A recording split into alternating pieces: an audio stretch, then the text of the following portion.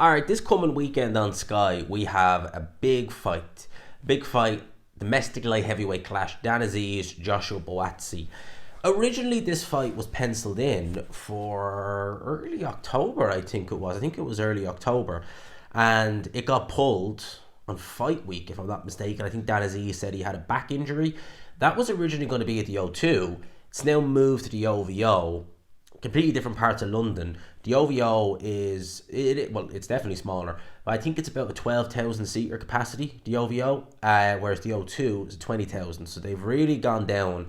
If you go on Ticketmaster, still looks like that there's a lot of seats available. So those going on Saturday night, they might be able to get in at a greatly reduced rate, because it looks to me, doesn't look like it's going to be a sellout now on the week of the fight, but you never know. Could go there fight night, could be full. I think it's a very, very good fight though. I think it's a very good fight. I don't know about you guys, but I haven't really noticed much media, as in much marketing, much media work from Sky on this fight. As in, it's fight week now, and now they're getting into the swing of things, but I don't really think I seen, excuse me, much else from it. It just seems like, the fight was originally announced, it got rescheduled, and then it was like, oh crap, it's fight week, right? Let's do some work. That's what it seems like.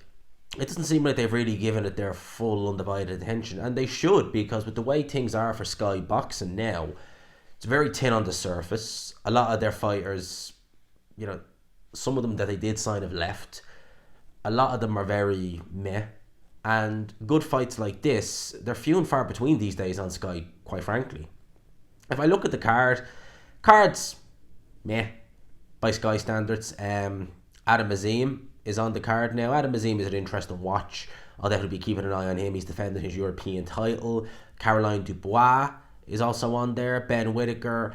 Listen, Ben Whittaker is a talented fighter. I believe that. I certainly do believe that about Ben Whittaker. He's definitely not going to be everyone's cup of tea. I said that before he even made his pro debut. He is going to be one of those fighters who, he's talented, but he'll have people say he's garbage because he's such a bombastic character. Is probably that the best way to say it. In the ring, he's just very brazen. Yes, I will definitely admit he does showboat. There's times where the showboating is cool, and it's nice to see. Then it's just like, mate, come on, especially when you can tell he's leagues ahead. What would be better is to showboat after you've beaten the guy, because you could end this fight now. Just end it, like just end the fight, finish it up, and then you can showboat once you got the knockout, rather than I buzzed on, I'm just gonna showboat again. It's like, mate, just finish it. I can see where people are coming from there. Francesca, I think Francesca Hennessy. Is that Mick Hennessy's daughter? Yeah, I think it is. And then obviously we have Jamie. How do you say his name? TKV. Jamie TKV. He's in there against Konstantin Doboshenko. Now, I have seen Jamie TKV, I should say. I have seen him fight. I seen his last fight where he got stopped. I think that was on cuts. It was pretty bad. Now, he's going in there against Doboshenko, who has a losing record. 10 wins, 14 losses, 1 draw. Never been stopped in those 14 defeats, coming off the back of a loss to Tom Schwartz. You may remember. Obviously, he fought Tyson Fury many years ago. And if you look at the scorecards, quite competitive. 97-93 twice and 97-9. That indicates to me that it was competitive. I mean, Tom Schwartz, that's a damn indictment on him to be having competitive. I mean, Moses Atouma didn't lose a round against the guy.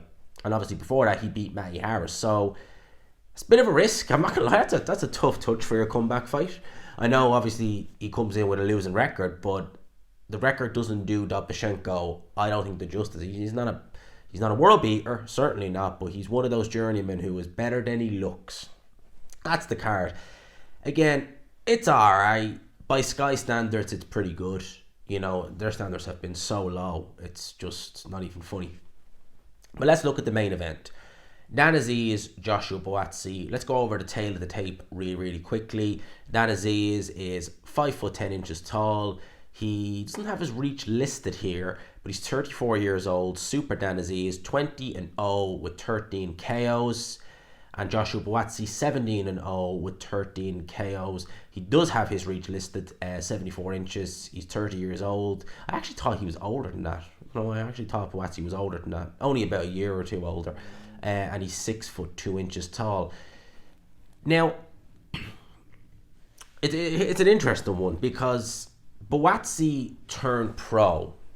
And I remember him at the Rio 2016 Olympic Games. I think he won a bronze medal. He was the only guy from that Rio 2016 squad who you looked at and thought, yeah, he could do something as a pro. Now, that's a long time ago. And his best win, probably to this date, is Craig Richards. It's hard to really gauge where Buatsi's at. Whereas Azeez didn't have the amateur background of a Joshua Buatsi. He didn't turn pro. Originally, obviously, Buatsi was with Matchroom. He's now a boxer. He had Sky backing him. He didn't have any of that. Azeez did it the hard way. He's coming through area, English, British, Commonwealth, and European. So he's done it definitely the very, very hard way. I respect Azeez greatly because, again, when you're doing that and you're coming up through the ranks like that, it's a bit like Tyler Denny as well. When you don't really have the backing, probably was working full time as well as boxing, to be able to stay dedicated and stay disciplined throughout all that, it's impressive. And again, you're doing that with no real backing behind you. Obviously now he's with Box, been with them for a few years, but it's impressive with Azeez. And I think that watching him over the years, every time I watch him fight, I see a better fighter. Every time, when he fought, I was going to say Rocky Fielding, he did fight Rocky Fielding, if I'm not mistaken. I think he did. But I want to talk about the Jose Burton fight. Was the first time I really looked at Azeez. Yeah, he did fight Rocky Fielding, just want to make sure. But when he fought Jose Burton, I remember going into that fight thinking, okay, Azeez is good. He should win. Burton is, domestic level. He's not much. He's not past it, but it should be a win for Azeez, but it should be competitive. Boy, was I wrong. I mean, I expected him to win, but not as devastating as he did. He looked very good doing it. Really impressed me. And again, he's gone from strength to strength after that. I like what I'm seeing with Azeez, and some would argue that he'll be the best win if Joshua Buatsi comes through on Joshua Buatsi's record. You could argue that he is the most formidable opponent because you look at Buatsi, you've got the Craig Richards win, which is a good win, but Richards, so a lot of people would argue that he maybe nicked that fight. I think Joshua Buatsi did enough to win. But Richards, where is he really at? Is he European? Is he fringe world? I know he fought Bivol, but he fought Bivol who was coming off the back of a long stretch of inactivity. And I think many people underestimated, and probably Bivol himself, how tough that fight would be. But, that's Craig Richards. Then you have, obviously, Ricards Bolotniks. A decent performance again by Joshua Buatsi, but what Bolotniks, where is he really at? You had the Marco Kalic fight, which was a really tough fight early on in that fight for Joshua Buatsi, and you forget that Kalic fight is over 3 years ago, and since then, he's had the Bolotniks fight. He had that French guy he knocked out.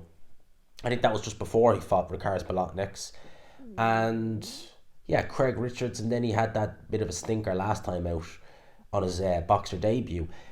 I worry that Buatsi is stagnated. That's how it feels to me. When I watch Joshua Buatsi, certainly over the last couple of years, it's like a guy who,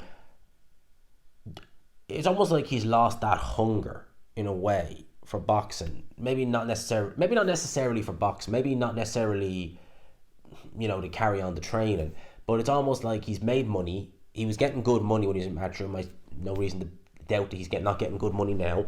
And it's almost like the hunger went. And it's also as well, you remember, he turned pro 2017 and not even British champion or anything like that, not even European. And you just think, like, has he stagnated? Have they left it too long to move Buatsi through the levels? Maybe he's not even the most confident. I mean, at the end of the day, wasn't he offered the Dimitri Bivol fight? And instead is going down this road. Now, I do believe if he wins, he'll be at least mandated for, I think, one of the titles anyway. I think there was talk that it was going to be an eliminator anyway. Why would you go through and why would you not just take it? Apparently it was going to be $1 million or $1 million US pounds or UK pounds. Is there doubt there in his own ability? Does he have the hunger to get up for a fight? I don't know. I really don't know. Buatsi is the more talented of the two, that of which I've no doubt. I think he's the more talented in a lot of the departments. Dan Azeez is a good come forward fighter. He does apply a lot of pressure. He's not got a bad defense as well, to be fair. He does take a few shots on the way in, but nothing crazy. Buatsi, you can find holes in his defense, certainly. Marco Kalic did. And personally, I think that Dan Azeez is a better fighter than Marco Kalic, much better fighter.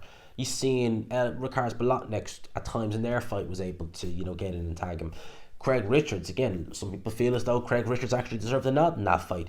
So Buatsi, you can get to Buatsi. That's not to say you've never seen him really badly hurt, but you can definitely touch him. You can definitely do that. I just think that the superior schooling, I think he's more athletic, is Joshua Buatsi. I think he's probably the bigger puncher of the two. I think that he's a very ferocious fighter. I mean, we didn't really see that in his last fight, but when everything is clicking, he's ferocious. He goes in there and he's looking to take your head clean off. And I think that he's got the better punch selection. He switches it up very good, the head and body. His shots are very well delivered. They're very accurate. Joshua Buatsi is a very good fighter. You go back, even through the amateur days, you could see there was a good fighter. That's why it's so frustrating that he's been moved, I don't want to say slowly, but it just seems that way. I would have thought he would have fought for a world title 2020, 2021. Instead, we're no sooner to it in 2024. I like Dan Azeez, I do. I think he's a great fighter. I think that to be able to go through, from area all the way up to European is a tremendous achievement, again, without any real backing. But I can't see him winning this fight. I don't think he'll get stopped, but I see Joshua Buatsi just being the better, just having pretty much all the answers to everything Dan Azeez can throw at him, and Dan Azeez not really having the answers for anything Joshua Buatsi comes back with. Ultimately, I think that the fight's going to be a distance fight. I think Joshua Buatsi will win it on points, but I don't think it's going to be a one-sided, beating or anything like that. No. I think early on, probably the first 6-7 rounds, I wouldn't even be shocked if after the first 6-7 rounds, you have scorecards that are saying maybe Dan Azeez is ahead, or certainly even Steven.